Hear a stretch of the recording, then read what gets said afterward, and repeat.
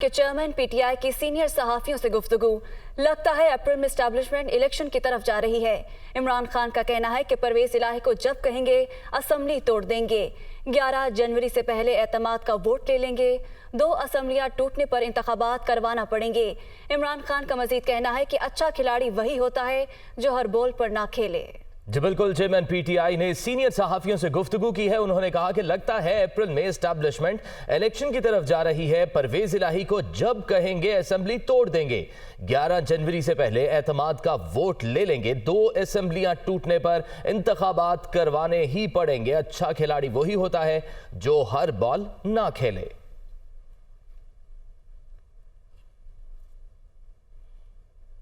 वफाकी वजीर ख्वाजा साद रफीक ने कहा है कि असेंबली नहीं टूटेगी, काम करेगी। अदालत के फैसले की समझ नहीं आई, इससे मंडी लग सकती है। वजीर आला पंजाब को एतमाद के वोट का पाबंद किया जाना चाहिए था।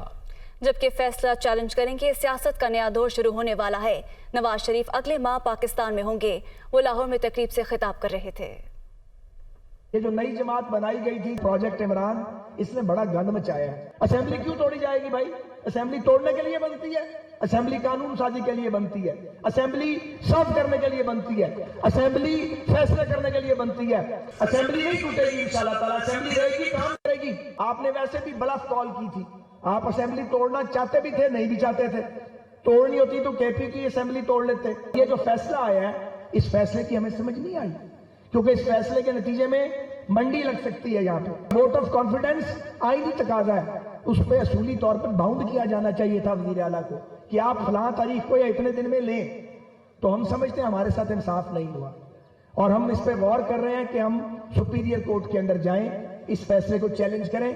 हम अब भी तवक्को करते हैं कि वजीर आला पंजाब को यह कहा जाएगा कि आप फलां तारीख को, ये अदालत की तरफ से कहा जाना चाहिए, क्योंकि मामला अदालत में चला गया है कि आप वोट ऑफ कॉन्फिडेंस लें। ये उनकी स्वीट विल पे नहीं छोड़ा जा सकता, ये गैर आईनी है, हम समझते हैं, और ये कानून और इंसाफ के तकाजे पूरे इससे नहीं होते। एक बदलाव और आने वाला है, और एक सियासत का नया फेज शुरू होने वाला है। नवाज शरीफ साहब अगले महीने पाकिस्तान होंगे इंशाल्लाह। नून लीगी रहनुमा ख्वाजा आसिफ ने कहा कि अब गालम गलोच की सियासत खत्म होनी चाहिए। कारकुन ऐसी जुबान इस्तेमाल मत करें जिससे बदले की बू आती हो। नून लीगी रहनुमाओं को बदतरीन सियासी इंतकाम का निशाना बनाया गया। नवाज शरीफ के सामने उसकी बेटी को गिरफ्तार किया गया। वो सियालकोट में वर्कर्स कन्वेंशन से खिताब कर रहे थे। ये सियासी जंग जो है वकार और इज्जत के साथ, जिस तरह सियासत की रवायात होती हैं, एक सेहतमंद सियासत की रवायात होती हैं, उन रवायात के मुताबिक ये जंग लड़नी है। जिस लेवल के ऊपर हमारे मुखालिफ सियासत ले गए हैं, मैंने इस लेवल पे जाती सियासत कभी नहीं देखी। हम गाली गलौज वाली जनरेशन नहीं है, वो नस्ल नहीं है, ना हमारी नौजवान नस्ल जो है गाली गलौज की है। सियासी विक्टिमाइजेशन की आखिरी हदें भी जो है हमारे मुखालिफिन ने क्रॉस कर ली। जेल के अंदर नवाज शरीफ कहता है बेटी मिलने गई है, उसकी मौजूदगी में सुपरिटेंडेंट जेल से जो है उसको नैब ने गिरफ्तार किया। कोई जबान अपने मुखालिफों के लिए ऐसी नहीं इस्तेमाल की जिससे बदले की बू आती हो। पीटीआई अरकान असेंबली के इस्तीफों का मामला। पीटीआई अरकान असेंबली 28 दिसंबर को कौमी असेंबली सेक्रेटेरिएट में पेश होंगे। जराये के मुताबिक स्पीकर कौमी असेंबली के शाह महमूद कुरैशी के खत के जवाब के बाद अहम पेशरफ सामने आई है। पीटीआई अरकान ने 28 दिसंबर को पार्लियामेंट हाउस जाने का फैसला किया है। पहले तमाम अरकान असेंबली खैबर पख्तूनख्वा हाउस में इकट्ठे होंगे। इमरान खान अरकान असेंबली से वीडियो लिंक के जरिए खिताब करेंगे, जिसके बाद पीटीआई अरकान असेंबली शाह महमूद कुरैशी की क़यादत में पार्लियामेंट हाउस जाएंगे। अरकान असेंबली स्पीकर के सामने फर्दन फर्दन पेश होकर अपने इस्तीफों की तस्दीक करेंगे। वज़ीर आज़म शहबाज शरीफ के हुक्म पर हमजा शहबाज ने वतन वापस आने का फैसला कर लिया। 5 जनवरी को पाकिस्तान पहुंचेंगे। साबिक वज़ीर आला हमजा शहबाज इस वक्त अमेरिका में है। वो 5 जनवरी को पाकिस्तान पहुंचेंगे। हमजा शहबाज 7 जनवरी को नून लीग और इत्तेहादी जमातों की पार्लिमानी पार्टी के इजलास की सदारत भी करेंगे। वफाकी वजीर अयाज सादिक का कहना है कि इमरान खान ने तोशाखाना से मामूली कीमत पर तहफ़ लिए और फरोख्त कर दिए। साबिक हुकूमत ने अवाम को बुनियादी सहूलतों से महरूम रखा। मुल्क की महंगाई की वजह इमरान खान है। उन्होंने लाहौर में तकरीब से खिताब किया। कायद आज़म मोहम्मद अली जिन्ना साहब की रवायत रखते हुए मजबूत पाकिस्तान के लिए ही नवाज शरीफ ने एटमी धमाका किया। बहुत से नौजवान उस वक्त पैदा नहीं हुए थे।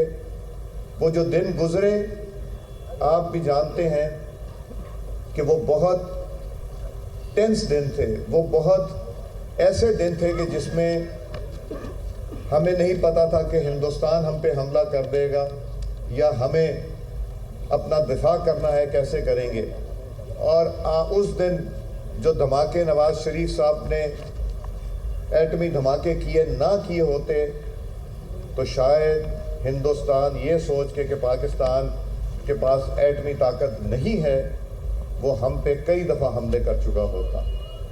ये उस ज़माने के लोगों को पता है कि वो एक एक दिन एक एक घंटा कैसे गुजर रहा था जब ये बात हो रही थी। और क्लिंटन पाकिस्तान को पैसे ऑफर कर रहे थे। वो $5 अरब ख़त्म हो जाना था, वो रहना नहीं था, मगर पाकिस्तान ने कमज़ोर हो जाना था। तहरीक इंसाफ के रहनुमा फारूक हबीब का कहना है कि इम्पोर्टेड हुकूमत के आने के बाद महंगाई का जिन बेकाबू हो गया। वफाकी हुकूमत हर तरह से नाकाम हो गई है। जनवरी में एतमाद का वोट लेकर असम्बलियाँ तोड़ देंगे। मौजूदा हुकूमत पिछले 8 माह से जो रजीम चेंज साजिश के तहत पाकिस्तान के अंदर इक़्तिदार में आई है, इस इम्पोर्टेड हुकूमत ने मुल्क को आगे ले जाने के बजाय मुल्क को पीछे लेके चले गई है। जो कहते थे महंगाई कम करेंगे, आज महंगाई कम करने की बजाय उनसे महंगाई का जिन जो है वो काबू में नहीं आ रहा। जनवरी के पहले हफ्ते के अंदर हमारे अरकान जो मुल्क से बाहर थे उनको भी वापस बुला लिया गया है और हम अपने लोगों को जमा कर रहे हैं और वोट ऑफ कॉन्फिडेंस की तरफ हम जा रहे हैं और हम वोट ऑफ कॉन्फिडेंस भी लेंगे। वोट ऑफ कॉन्फिडेंस लेते साथ ही अगले लम्हे जो है वो असम्बलियों को तहलील किया जाएगा। इनकी हर चाल को जो है वो नाकाम बनाया जाएगा। अहम खबर शामिल करेंगे। पाकिस्तान तहरीक इंसाफ की मीडिया स्ट्रैटेजी कमेटी का इजलास हुआ है। इमरान खान की ज़ेर सदारत इजलास में अहम फैसले किए गए हैं। मजीद तफसीलात जानेंगे। हमारे साथ हमारे नुमाइंदे लियाकत अंसारी मौजूद हैं। जी लियाकत, आगाह कीजिएगा, क्या क्या अहम फैसले किए गए? आज बिल्कुल तहरीक इंसाफ के चेयरमैन इमरान खान की ज़ेर सदारत जो है वो जमान पार्क में मीडिया स्ट्रेटजी कमेटी का इजलास हुआ, जिसमें असद उमर, फवाद चौधरी, फारूक हबीब, इसी तरह दीगर जो पार्टी के रहनुमा और मीडिया से रिलेटेड जो इनकी शख्सियात वो शिरकत की। इस मौका पर फैसला किया गया कि PDM के जो अवाम दुश्मन इकदाम हैं उनके हवाले से मीडिया स्ट्रेटजी कमेटी जो है वो भरपूर हिकमत अमली जो है वो बनाएगी और इस हवाले से मीडिया में भरपूर आवाज़ बुलंद की जाएगी। तबाह होती मईशत का इशू जो है इसको उजागर किया जाएगा और PDM की नाक़िस गवर्नेंस और जो खारजा महाज पर नाकामियाँ हैं, जिनमें बिलखसूस जो अफ़गानिस्तान के साथ पैदा शुदा सूरत हाल है और तहरीक तालिबान की जो सूरत हाल है, इसके हवाले से बात की जाएगी। आदम स्वाति के मामले पर भी आवाज़ को भरपूर अंदाज से उठाने का फैसला किया गया और साथ ही साथ जो एहतसाब के अमल को ख़त्म करके रख दिया गया है और जो नैब के कवानीन बनाए गए ऐसे जिससे नैब का अदारा अमली तौर पर ख़त्म हो चुका है, इस इशू को भी उजागर किया जाएगा। तहरीक इंसाफ के चेयरमैन इमरान खान ने मीडिया स्ट्रेटजी कमेटी के मेंबर्स को हदायत की है कि कौमी सतह पर जो है वो इन अनासर के इन इश्यूज़ को उजागर किया जाए, जिसके तहत वो अपनी तो 1100 अरब रुपए की करप्शन माफ़ करवा चुके हैं, लेकिन आवाम को रिलीफ देने के लिए तैयार नहीं है। और इस हुकूमत के होते हुए इस इशू को भी उजागर किया जाए कि आम इंतखाबात ही मसाइल का हल है और आम इंतखाबात से बचने का या राह फ़रार का हर रास्ता जो है मईशत को भी तबाह करेगा और सियासी अदम इस्तेहकाम भी पैदा करेगा। सही, लियाकत अंसारी तफसीलन आगाह कर रहे थे, आपका बहुत शुक्रिया। वज़ीर आज़म ने इस्लामाबाद धमाके में जाम बहक टैक्सी ड्राइवर के लिए माली पैकेज की मंजूरी दे दी। 1 करोड़ रुपए का चेक ड्राइवर सज्जाद हैदर के अहले खाना के हवाले कर दिया गया। सज्जाद हैदर के पसमानदगान में अहलिया और 4 बच्चे हैं, जबकि सज्जाद हैदर के अहले खाना ने वज़ीर आज़म शहबाज शरीफ का शुक्रिया अदा किया। मज़ीद तफसीलात जानेंगे हमारे नुमाइंदे जावेद हुसैन से। जी जावेद, आगाह कीजिएगा। जी बिल्कुल, वज़ीर आज़म शहबाज शरीफ ने I-10-4 धमाके में जाम बहक जो टैक्सी ड्राइवर है उसके लिए माली पैकेज की मंजूरी दे दी है और इस हवाले से बताया गया है कि वज़ीर आज़म ने कानून नाफिज करने वाले इदारों की तहकीकात की रोशनी में ड्राइवर के लिए पैकेज का ऐलान की मंजूरी दी है और वज़ीर आज़म ने ड्राइवर सैयद सज्जाद हैदर शाह के अहल खाना के लिए 1 करोड़ रुपए की माली पैकेज की मंजूरी दी है।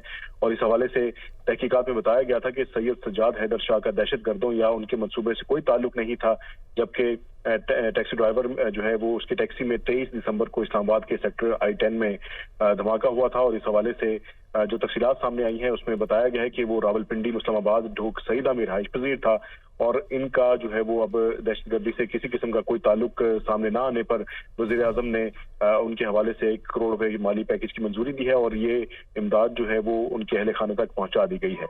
जी बहुत शुक्रिया जावेद हुसैन। अहम खबर शामिल करेंगे कराची से। घोटकी और अतराफ में पुलिस की ग्रैंड ऑपरेशन की तैयारी। ऑपरेशन में इस्तेमाल करने के लिए जदीद असलहे की प्रैक्टिस शुरू कर दी गई है। पुलिस ने स्नाइपर मास्टर गन का कामयाब तजर्बा कर लिया है। सिंध पुलिस 1 अरब से जायद का असलहा कच्चे में ऑपरेशन के लिए खरीद रही है। आपको बताएं कि कराची में घोटकी और एतराफ में पुलिस ने ग्रैंड ऑपरेशन की तैयारी शुरू कर दी है। ऑपरेशन में इस्तेमाल करने के लिए जदीद असलहे की प्रैक्टिस शुरू कर दी गई है, जिसमें पुलिस ने स्नाइपर मास्टर गन का कामयाब तजर्बा कर लिया है। सिंध पुलिस 1 अरब से जायद का असलहा कच्चे में ऑपरेशन के लिए खरीद रही है। पीटीआई और पीडीएम एक सिक्के के 2 रुख हैं। सिराजुल हक का कहना है कि पीटीआई और पीडीएम आर्मी एस्टेब्लिशमेंट के एजेंट्स का टोला है। पाकिस्तान में गरीब आदमी की जान की कोई कीमत नहीं। हुक्मरानों ने आवाम को IMF की हथकड़ियां पहनाई हैं। जी बिल्कुल, सिराजुल हक ने कहा कि पीटीआई और पीडीएम एक सिक्के के 2 रुख हैं। पीटीआई और पीडीएम आलमी एस्टैब्लिशमेंट के एजेंटों का टोला है। पाकिस्तान में गरीब आदमी की जान की कोई कीमत नहीं। हुक्मरानों ने आवाम को IMF की हथकड़ियां पहनाई हैं। उबूरी सिलेक्शन कमेटी के चेयरमैन शाहिद अफरीदी कहते हैं कि नेशनल स्टेडियम में बाबर आजम की हौसला अफजाई के लिए आए हैं। वो जितने बड़े बल्लेबाज हैं उन्हें उतना ही बड़ा कप्तान भी देखना चाहते हैं। इंजरी का शिकार शाहीन अफरीदी के मुतबादिल फास्ट बॉलर शाहनवाज थानी और डोमेस्टिक के बेहतरीन परफॉर्मर मीर हमजा को चांस देना चाहिए। वो कराची में मीडिया से गुफ्तगू कर रहे थे। बाबर आजम हमारी टीम की बैकबोन है और बाबर आजम को हम चाहेंगे कि जितना वर्ल्ड क्लास प्लेयर है, हम चाहते हैं कि जब तक वो कप्तानी कर रहा है वो वर्ल्ड क्लास कप्तानों में भी शामिल हो। तो हम बेसिकली उसको सपोर्ट करने के लिए आए हैं, यहाँ पे अपने एक्सपीरियंसेस शेयर करने आए हैं। जो चीज़ों की एज अ कैप्टन मैं समझता हूँ कि इम्प्रूवमेंट हो सकती है उसमें हम उसको हेल्प करने आए हैं। हमारी सिलेक्शन कमेटी का बड़ा अच्छा डिसीजन था कि हमने 2 एक्स्ट्रा फास्ट बॉलर्स इसके अंदर ले आए थे। उसका नतीजा ये हुआ कि मुझे पता चला कि नसीम शाह फिट नहीं है पूरी तरीके से, तो वो हमारा डिसीजन अच्छा था। हमें अपने बॉलर्स को जो काफ़ी अच्छे से हम उन्हें कैरी कर रहे हैं, जैसे दानी की अगर बात करूँ तो 2 साल से हम उसको कैरी कर रहे हैं। अगर मीर हमजा है तो हमारे पास क्योंकि शाहीन नहीं है एक लेफ्ट आर्म फास्ट बॉलर की, मैं समझता हूँ कि ज़रूरत है और वो लड़का डिज़र्व करता है। हम थोड़ा सा डिफरेंट प्लान के साथ अभी हम मीटिंग करेंगे सारे अपने सिलेक्शन कमेटी। रज़ा के बड़ा अच्छा आइडिया, हमारे बड़े अच्छा आइडिया है कि हम वाई नॉट, क्यों सिर्फ एक जहन में है कि हम बैटिंग या टर्निंग विकेट ही होनी चाहिए, वाई नॉट कि हम ऑस्ट्रेलियन टाइप की या साउथ अफ्रीकन टाइप की पिच बना सकते हैं। हम बना सकते हैं, हमारे डोमेस्टिक क्रिकेट की इस तरह की पिचें होती हैं जो क्रिकेट खेली गई है आपकी। कराची में यकबस्ता हवाओं से दर्जा हरारत 9 डिग्री सेंटीग्रेड तक गिर गया। सर्दी की शिद्दत भी बढ़ गई है। शिमाल मशरिक से 13 किलोमीटर फी घंटा चलने वाली यकबस्ता हवाओं ने कराची शहर को अपनी लपेट में ले लिया है। कराची में हफ्ते की रात सर्द तरीन रही। सुबह के औकात में हवा में नमी का तनासुब 80% तक रहा। महकमा मौसमियात के मुताबिक शहर कायद में अगले 3 रोज तक सुबह के औकात में धुंध पड़ने का इम्कान है।